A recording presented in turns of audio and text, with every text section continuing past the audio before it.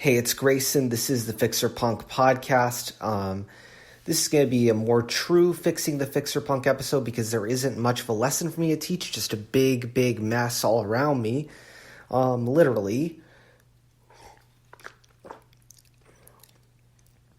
I already needed to drink water within a few seconds of getting on here, which I guess that might be some kind of record. I know Rick Beta from the No Mongo podcast, a skateboarding podcast I've been following a bit as I've been trying to get myself back acclimated to that scene. He will announce when he's drinking water during the episode and not edit it out, and I keep doing that myself, largely because I'm too lazy to edit it out. But there is a literal mess. So the literal mess is a apparent water leak in our house, and you're probably going to have to move out of the house for like a week or whatever, a few days, to have this water leak corrected. And that's been definitely a mess. Lots of noise, stuff going on. Plumbers, different repair people. And that's kind of derailed me.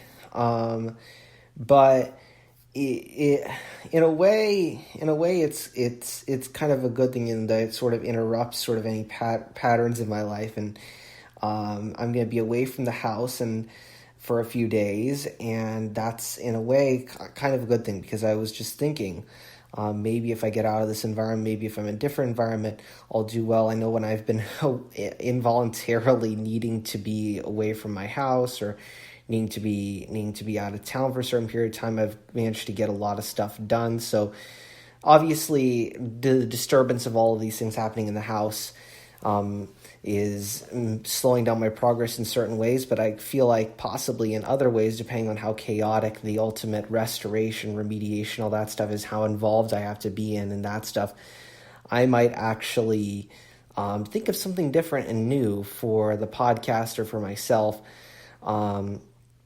I'm away from the house for that period of time, because that's just some kind of weird thing I picked up on. Is that maybe just that time away, even if I'm still working on my normal stuff and I have all this other stuff going on, that I might come up with something different just from being in a different environment. But that's to be seen. How much the damage is going to be, how much the cost is going to be, those are all things that are going to stress me out for a while. But they're also, but I wanted to, before I get more into the current, I wanted to go back a little bit. I had mentioned my COVID vaccine on a prior Fixing the Fixerpunk episode. I got that, did well, got second dose, did well. Just was kind of sick for a few days, but otherwise doing all right. And I mentioned also that job with the famous pro surfer Kelly Slater's company. Unfortunately, I didn't get that position. They said I didn't like the way that, I guess they just liked the work sample of the other person that interviewed for the position better than better than mine. And I don't know, I'll never know really what the real culprit was or what I did wrong. But I'm just glad that an organization like that would even consider me, as I'm trying to bring myself back into that scene and try to get myself re-recognized. Just trying to follow along that same path, that inspiration that I've been given to try to return and to show confidence, even though I am who I am, that I can still be confident, still come out and win through this, and that's why I'm holding on to, and hopefully this podcast will be part of it. But it was that was a couple weeks ago. Still, in a way, I just kind of at that point just said, okay, this must not be the right path for me at this time. Would it have been nice? Yes, but overall, I'm not too terribly sad about that. So right now where we stand is that I'm still trying to see where and what type of better employment position I would get to. But also with these sort of personal challenges going on, which aren't, I don't even see them as being that bad of a situation. I don't see what's happening right now as too bad of a situation, but it is obviously sort of a disturbance to the everyday routine. But really,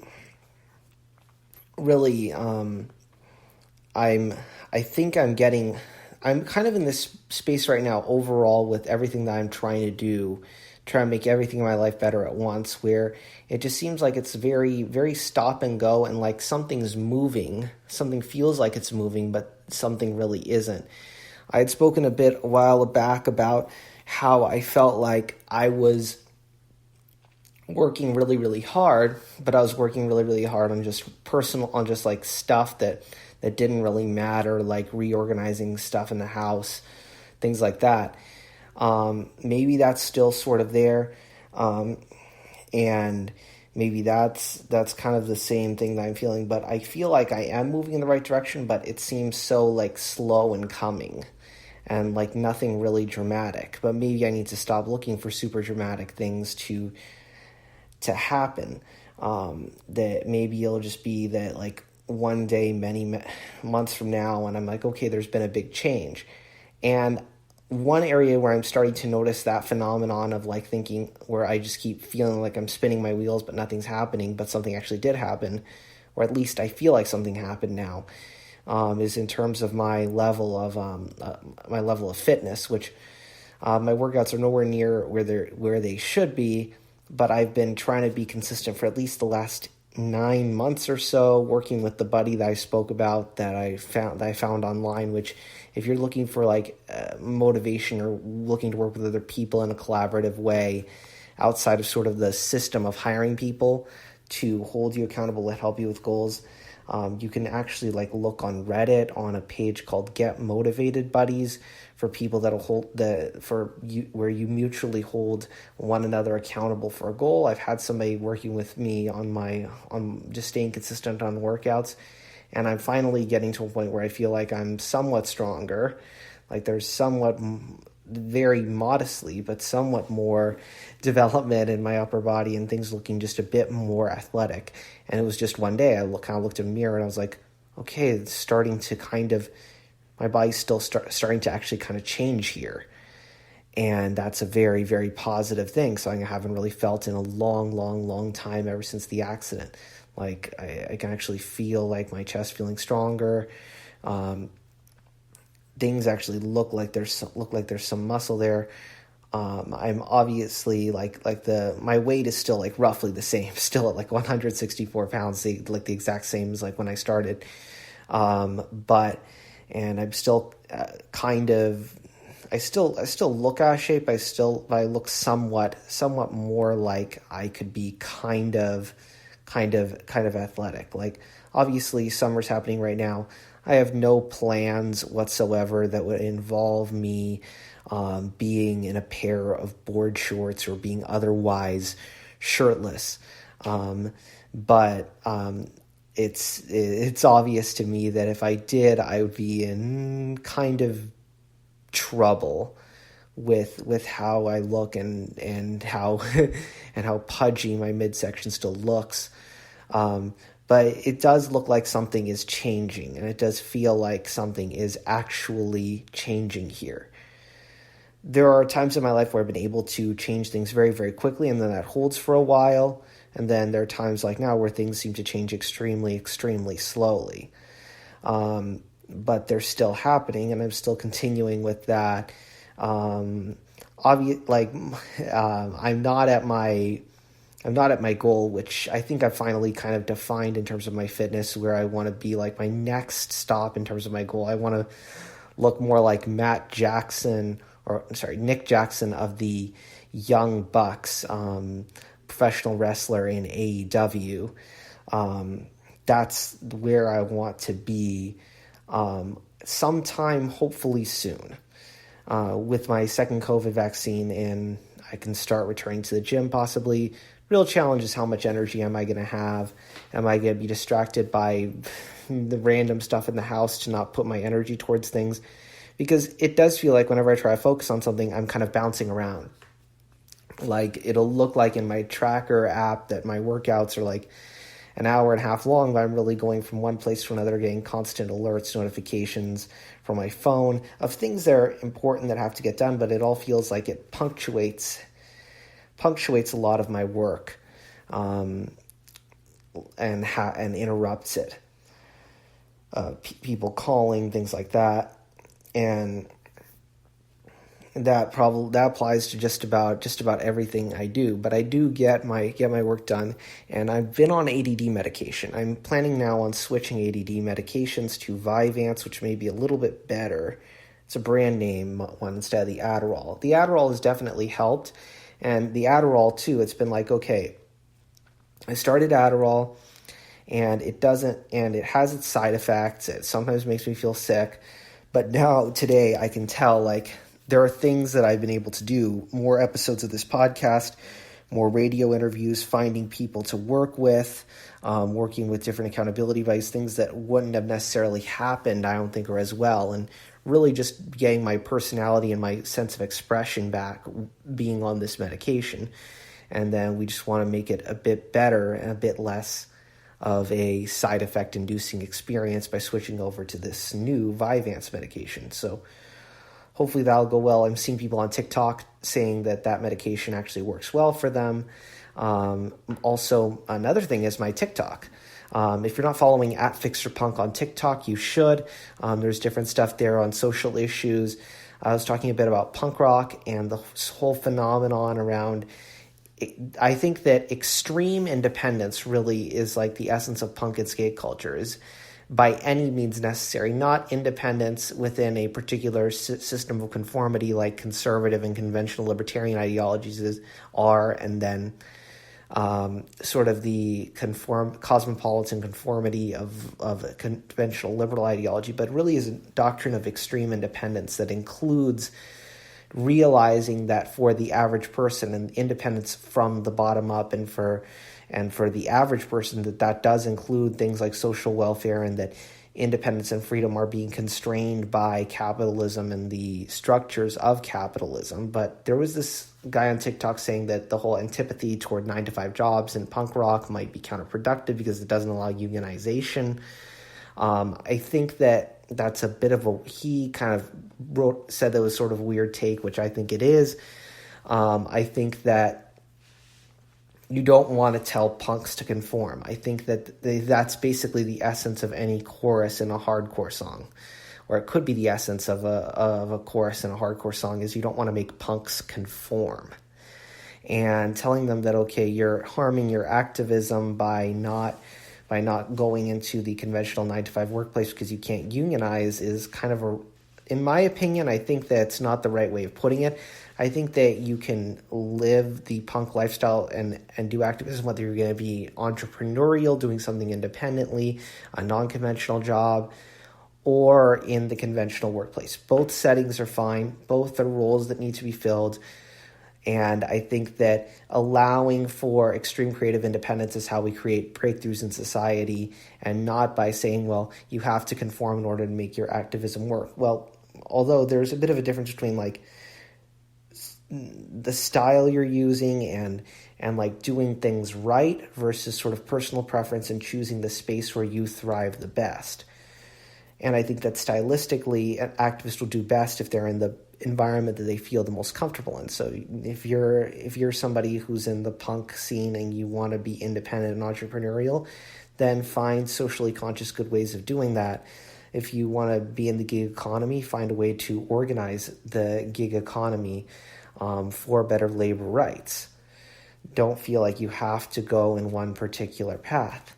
That's the exact thing that punk culture was meant to go against, and create what the people individually want to do and what a community wants to do on its own, making its own way.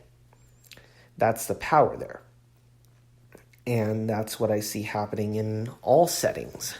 So look at the TikTok, go to search Fixerpunk on TikTok, And I'm trying to update that pretty regularly, once a week, twice a week, at least usually. And that's been growing for me. I've been growing, still, I'm at like 62 followers now, but obviously starting from 0 or late last year. That's been growing pretty well for me. I'm getting some good exposure on there, which hopefully we can leverage to grow the podcast and grow some of my other work. So do look that TikTok up, and also, of course, probably my most up to date is Twitter at Grayson Nation, GreysonNation. So now I'm just looking for the things that I can do, the most high leverage things that I can do to try to, because I want to create also, as I'm doing all this incremental stuff to make myself better, what is the best way, what are the best things I can do to take away obstacles from my path to be able to get into a position where I have more power. And it's just kind of confusing and perplexing to me right now as to what that path looks like. So if I get some free time outside of the noise, the literal noise of construction stuff, and outside of the mental noise, that's what I'm kind of going to be trying to think about, is what is the best way to put myself where I want to be. How do I get out the obstacles to where I want to be? Which obviously some of it's money. I need money to try to promote this podcast, do better, but some of it's just a matter of me being able to do things in a more effective and efficient way. And how do I get myself to continually and repeatedly practice and not get sidetracked? Practice my craft of being on the air and acquire better skills to do things like edit out when I have to drink water, for example. How exactly do I do that?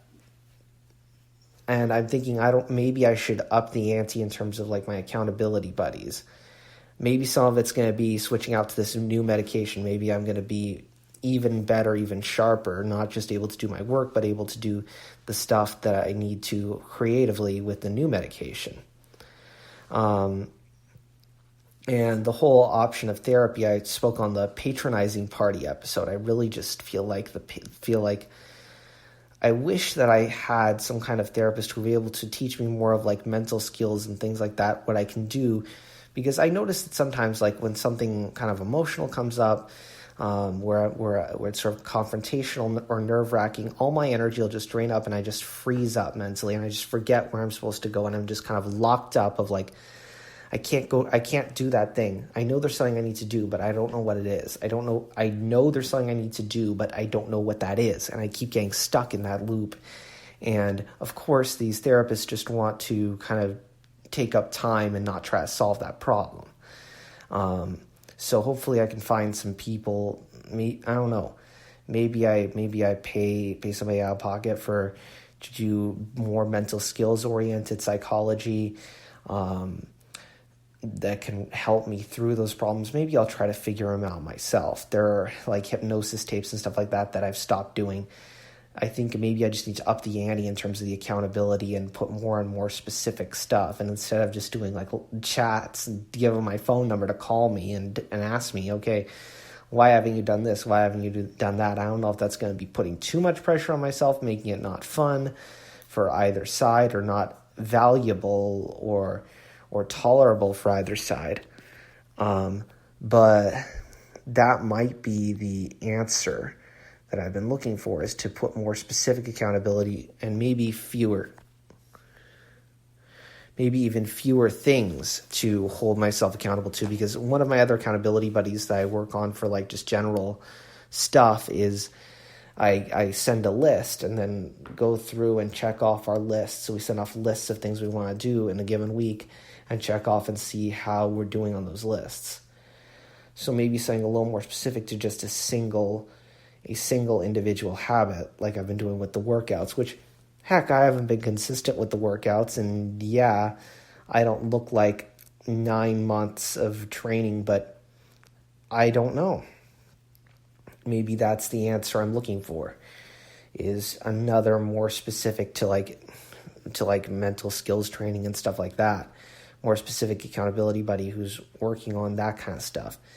I kind of got another indication of the need for me using the hypnosis tapes again, because apparently Darby Allin, a wrestler from AEW, which I've been really into, he also went to see this hypnosis guy, Dr. George Pratt, who came out with these hypnosis tapes that I have. If you want to look at sort of my journey on that, go and look for Grayson Peltier on YouTube, and look for my tapes about getting hypnotized like Rob Dyrdek. This is when I did my when I first started doing these hypnosis tapes.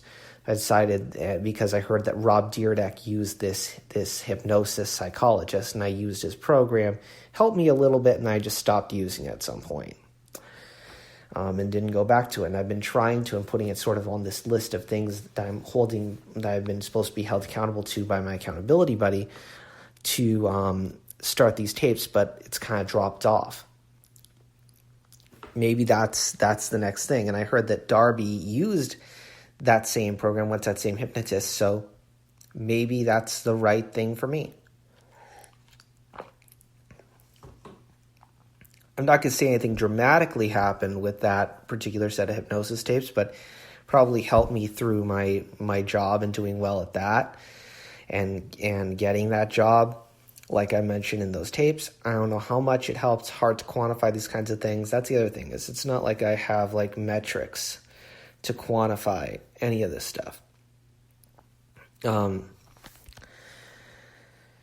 yeah, I'm just trying to find the best path forward, because ideally where I want to be is I want to be doing this podcast, and doing the more in-depth stuff, doing teaching stuff. I want to move even to doing a call-in version of the show, kind of telling the story, because I haven't even really told the story of like how I became the Fixerpunk, and how I've kind of learned how to fix problems in individual lives and in society through my own personal experience, through my own experiences with my family, and seeing 1,000,001 things thrown my way, and using a skill set, a sort of an elite skill set, from getting a high-end political education, being in the political field, to advocate and find answers where there were no answers. I feel like that's something that in our current political discourse of just attacking each other and tabloidizing and not talking about solutions, that's a message that needs to get out there. And that's why I started this podcast, is to find those answers, and why I have the content up on TikTok at Fixerpunk, is to find answers to problems for individual people, find answers to problems for society.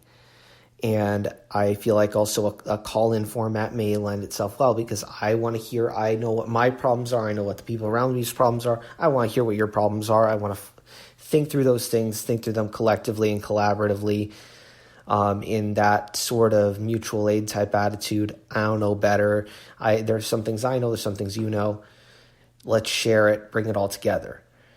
To make a call-in show, you got to have audience, and then to have audience, you have to promote, and that costs money, and I have to get good partners, hopefully get this on maybe onto radio or TV in some fashion, so that this can actually get out there and we can start talking about more and more and more problems, and I can listen to you guys and find answers from my own personal experience to what you're doing, so I'm not rambling on about my own idiosyncrasies and my own struggles, which, you know what, that's the next thing, is really just to explain the narrative behind where the Fixerpunk, I guess you can call it, gimmick, came from in my own life. And so that I'm not talking about something that I have a concept of in my mind but isn't expressed to you. All right, so hopefully you'll join me on the next episode. I don't know, it might be a recording from a hotel. Hopefully I'll have enough quiet space in that hotel to do a nice podcast recording. I may be sharing a room, I don't know, possibly with the person I live with. But I really would appreciate if you found anything on this podcast interesting, that you came back next time, you subscribe on whatever platform you're on. If you liked it, leave a review. If you didn't like it, please email me. Tell me what you didn't like. I want to hear your feedback.